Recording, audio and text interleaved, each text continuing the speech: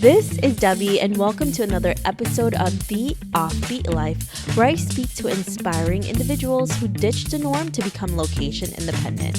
We'll learn how to create sustainable laptop lifestyles from the experts that will help us achieve freedom from our 9 to 5. This week, I'm so excited to speak with Julianna Vezza, who is a creative freelance food stylist and the founder of Bon Vivants Creative, an agency that provides food styling, recipe creation, photography, and videography for brands. Julianna grew up with creative parents and knew from a young age that she wanted to start a business that allowed her to express her love for food and travel. So she followed her passions and combined the two to create an agency that allows her to work with brands and products that she truly believes in. Today, she is able to travel the world creating content for hotels, restaurants, and other lifestyle brands. Listen on to find out how to travel the world and create branded content. Hi, Julianna. How are you? Hi, Debbie. Good. How are you? Thank you so much for joining me today. We're at the West. Is it the West Cafe? Yes, I believe it's the West Cafe in Williamsburg, Brooklyn. So you were so kind enough to meet me here today. You have a really packed schedule. You travel a lot, so it was good that we were able to see each other Absolutely. before I went away, and I'm sure you're going to be going away soon too, right? Somewhere fun. You're So many going. travels on both ends. So you and I met a few years ago through Instagram, and this is actually the first time that we're meeting each other in person, which is hilarious. So crazy. I love how this Instagram community brings people together. It's one of my favorite parts about it.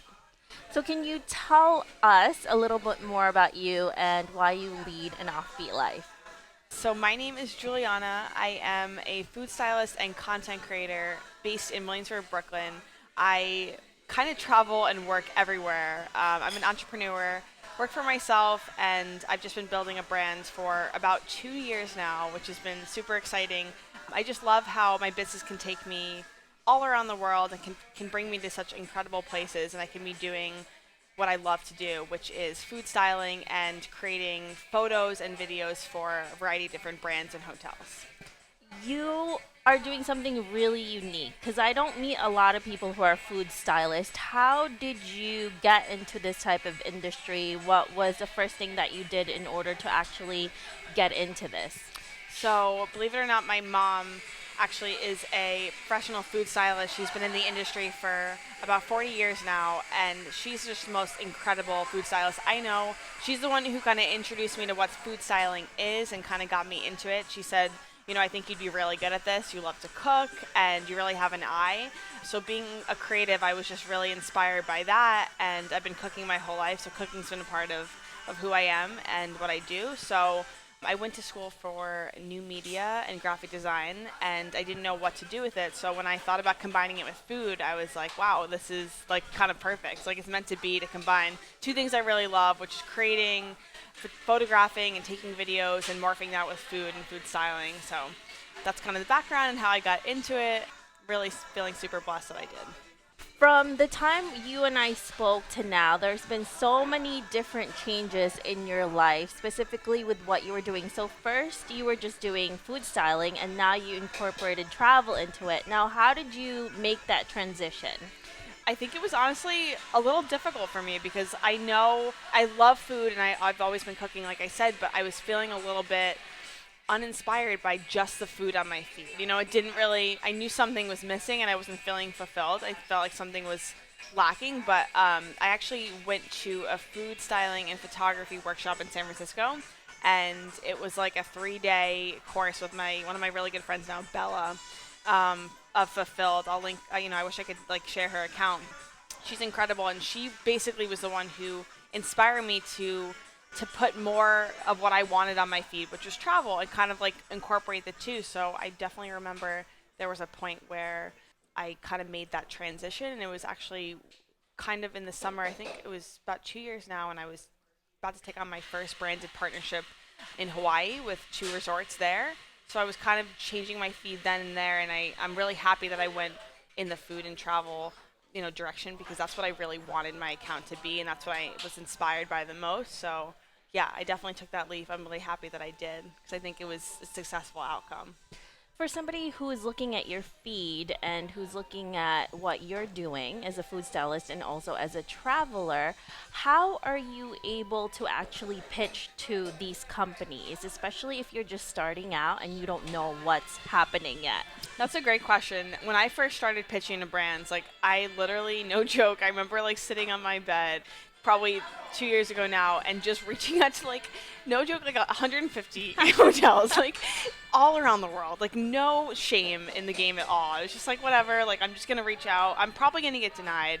And I did by a lot of hotels. And that was kind of a bummer. But then I got a couple responses that were like, hey, we really love your work, like your work's beautiful. And I think to like hear those words of like affirmation, like knowing that someone really thinks your work's worthy, I think that kind of stands for itself. And I got two of my first partnerships ever in Hawaii. Evan and I did, and we were thrilled, like we were blown away. But it was just kind of putting ourselves out there and letting like your work be seen and not caring about what the outcome's going to be, just I think is the biggest first step. Like just creating content and then putting it out there and just like hoping for the best ultimately. And we're also going to talk about creating the right type of content on your extended interview so you can get those types of companies to work for you. So that's going to be really exciting. Yes. Now, when you have been doing this, you've been doing this for 2 years. Yes. And you transition to it, how hard is it to actually get a client and to be successful in this industry?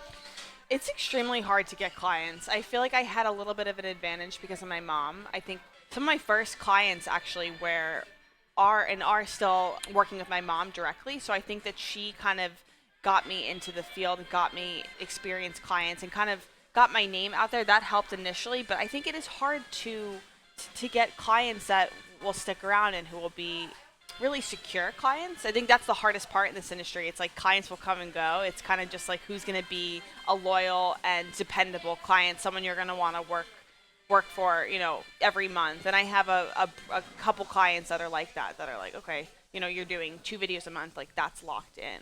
So I think it is hard initially, but really building that relationship and showing that you are worth it and then your work is worth it, I think will help ultimately.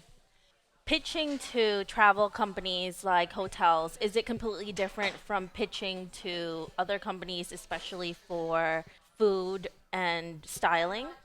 I think it's similar but different. I mean, on the hotel pitch, it's more of, hey, I can offer food styling, but I can also offer food videos, food recipe videos, spa videos, lifestyle videos, travel videos. It kind of opens up a whole new door.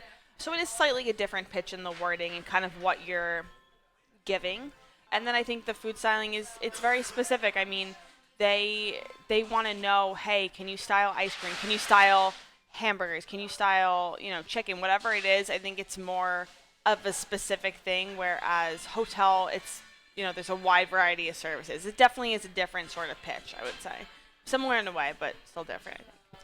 Having been in this industry for a few years now, what has been the biggest setback that you've encountered and how did you get around it?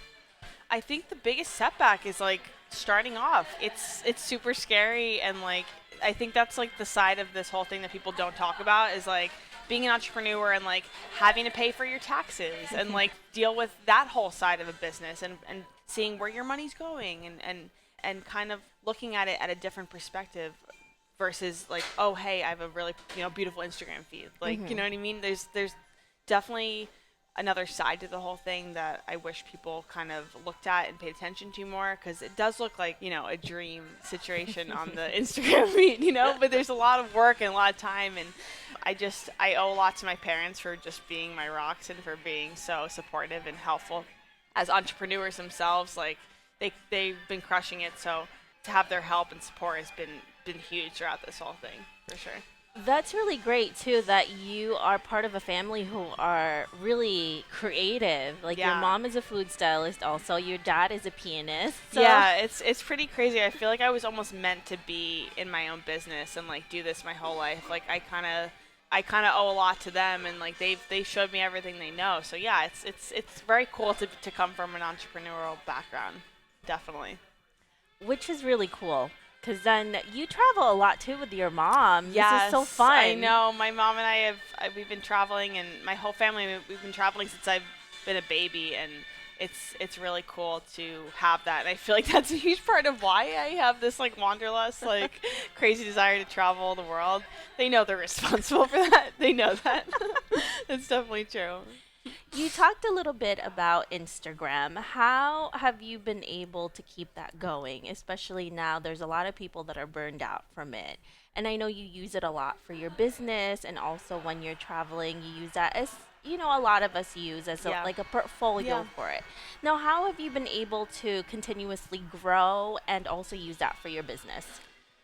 That's a really good question. It's a struggle, honestly. I mean, it's no joke. It's work. I mean, I think that a lot of time and thought goes into it, and I do find it especially time consuming when I'm not on these traveling trips where I'm going to these crazy beautiful destinations. When I'm in New York City and I have to make something of it, I think that's when it's the hardest. I feel like there's a lot of pressure to always be creating and always be curating, but lately I've stepped back and realized like, hey, what do I want to put out there? What do I want to show, and like making it worthy, I guess.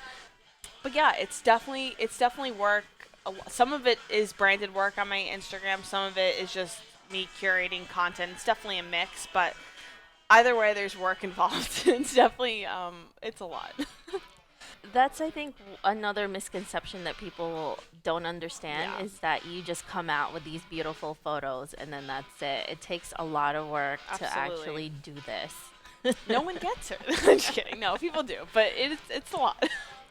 It can be overwhelming, but I still wouldn't trade it. Like I still love creating. I feel like if I'm not creating, something's off. You Yeah. know? Yeah.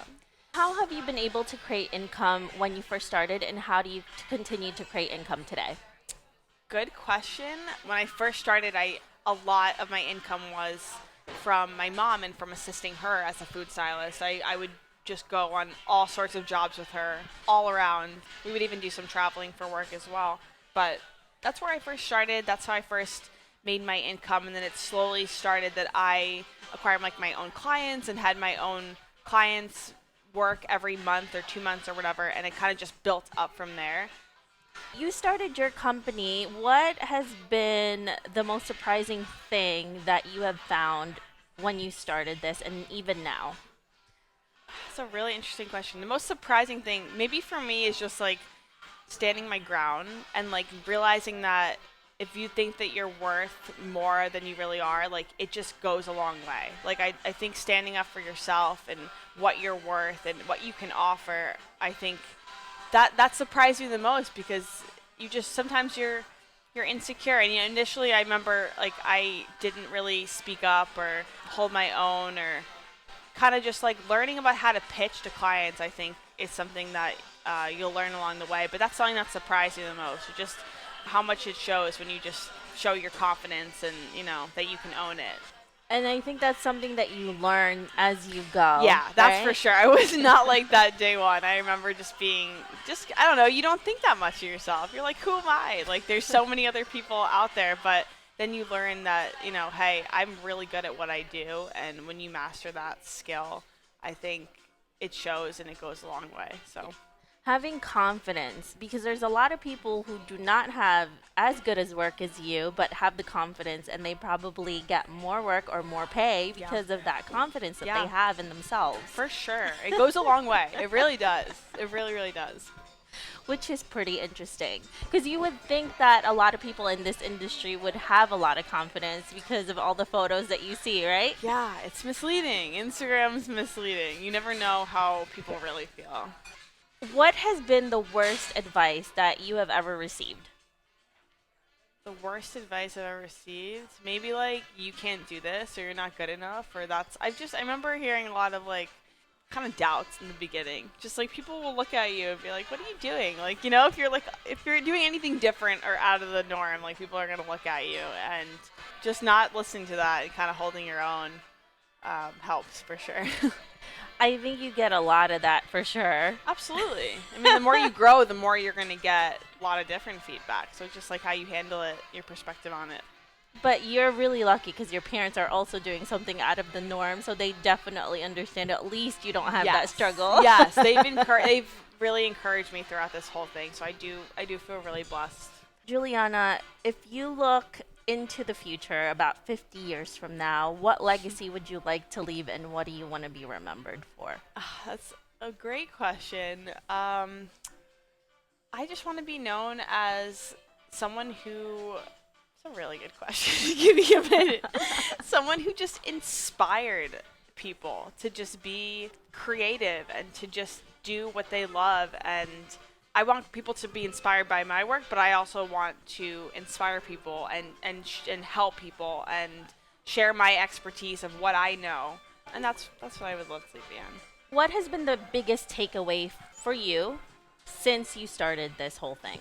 The biggest takeaway is like being able to do what I love. I just never thought that it would be a possibility of just creating a life for myself where I can cook delicious food and travel the world and do this together and do it with my boyfriend Evan and do it with my family and friends, and just to be able to continuously wake up in the morning and just be so excited to do what I love as my job. I feel so blessed. And I think that's the thing that really gets all of us, even the people who have not done this, and even the people who are doing this, who are struggling, and they still continue to do it, is the fact that you have freedom in your life to do whatever it is that you want to do. And even if you're struggling, Yeah. it still is worth it because of what you can do with your life, and you have complete freedom. So I think that's like the biggest thing I tell people. Like, yeah, in the beginning, like it's not easy. Like you don't have a lot of money. I still don't have a lot of money. Like, let's be honest. Like, there's so much to learn and so much. I have so much more to grow. Mm-hmm. So yeah, it's a struggle in the beginning, but it's seriously worth it. And I think that's the difference between the people that actually succeed and the people who fizzle out, is just Absolutely. being persistent, because you are not going to foresee every single thing that's going to happen to you. There's a lot of good ones, but there's also going to be so many bad ones. Of course. So you have to stick it out if you're going to be in this type of lifestyle. I agree. It's aggressive. It's It's aggressive. It's competitive for sure. Like, no doubt. But sticking it out is so worth it. What has helped you continue to be motivated to keep doing this, aside from the freedom? Honestly, what motivates me in the morning is traveling so much. Like, I'll wake up actually and think about where I'm going next, what I'm going to be seeing next. Just like, it's just a beautiful thought to think about that there's something so incredible around the corner, like no matter what. So just like kind of for me envisioning my next travel and to know that that's an opportunity for me, that's what motivates me. That's what gets me going. And finding inspiration in New York, I mean, yeah, that could be difficult too, but Yeah. I think that it's just about seeing the different parts in New York that are almost just unnoticed and just making them somewhat beautiful. You know what I mean? Trying to find those pops of colors. Like, I search for blues in New York. Like, I'm constantly on the search of like, where is this like next blue building or door like to go with my aesthetic, or just hunting down the best smoothie bowl or even avocado toast. Like, just making nothing beautiful in New York, I think helps, and I get inspired, you know? Yeah. It's all about the creativity that you find wherever you are, so it doesn't For matter sure. where it is. And you find inspiration everywhere, with food, with travel, Oh, with yeah. clothing, so it's everywhere. Absolutely. It's everywhere. So now let's get to some fun questions. Some people like myself, I nerd out on interviewing inspiring people like you, and hiking. What about you, Juliana? What do you nerd out on? I love to snowboard. I feel like that's one of my favorite things to do in the winter that I don't get to do, unfortunately, now that I live in New York. I love to play tennis. I love to hike too. I'm super outdoorsy. I went to school in Maine, and so Oh, wow. for me, like, the outdoors is everything. I'd be hiking every weekend and exploring. So yeah, being outdoors, sports, all that good stuff. What has been the most memorable moment in your trip that has ever happened to you? Huh. Another good question. I've been on so many trips. I mean, a memorable moment was in Bora Bora in French Polynesia with Evan. I don't know, something about that trip just made us kind of just take a step back and be like, what is happening? Like, what are we doing? How is this our job? Like, just a moment of pure bliss and appreciation, just a wow moment, I think, just to step back and be like, wait, where are we? You know, like, just like, yeah, I think for me that was it. I'm sure there'll be many more of those moments to come. And I've had a ton, but for me, that sticks out the most.